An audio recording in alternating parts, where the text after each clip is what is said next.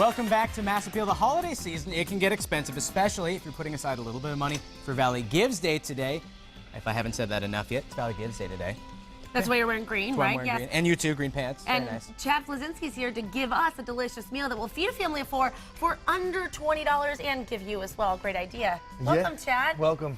It's nice to have you here. You're from Taylor's Tavern in Greenfield, and we're making a meal that is going to feed a family of four for under $20. And maybe some leftovers. Maybe some leftovers, and it's going to be restaurant style. A lot of times when you make a meal at home, you kind of cut corners, you microwave this, you don't season that, you do all of that.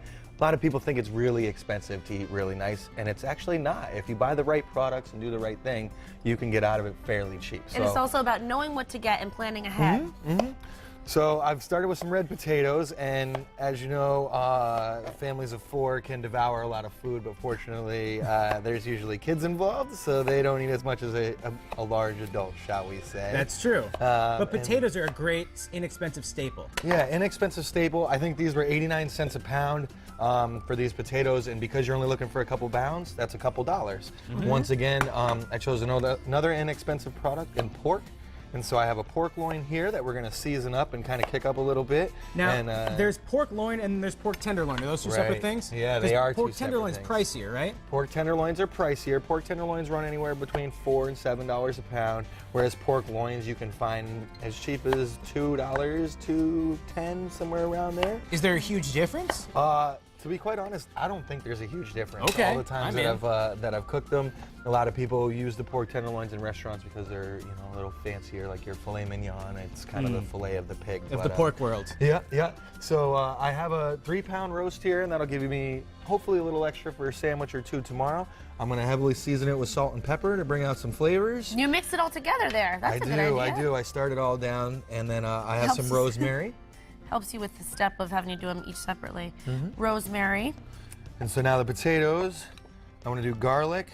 Fresh chopped. Fresh chopped garlic, which you can buy jarred garlic that is chopped in water, not in oil that builds bacteria. And You're looking for the stuff in water. Approve of that? I approve of that, Good. yes. And olive oil or vegetable oil, as we'll get into.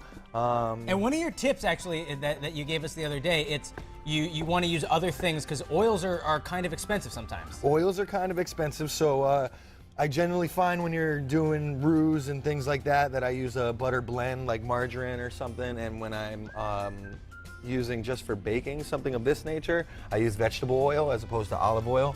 Has a little bit higher heat so you don't smoke it out as much and it doesn't scorch the oil.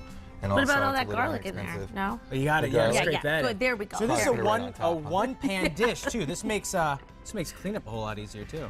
It makes cleanup a whole lot easier. It's not exactly one pan because we're gonna have to make gravy and a little vegetable in a That's little all bit. right. I'll let it slide. But we can put this in the oven, and that'll go in the oven for about 50 minutes at 375 until the potatoes are fork tender and your pork is at 160. You want me to pop it in? Sure. All right. All right, now let's talk about the $20 kit. Listen Okay. up. This will be really helpful for all families out there. So it is tough to do every dinner for under $20, but if you have a $20 kit to start, you can have these things. They usually last 10, 15, 20 meals down the road, depending on how you buy them, either at BJ's or Big Y in bulk or not in bulk.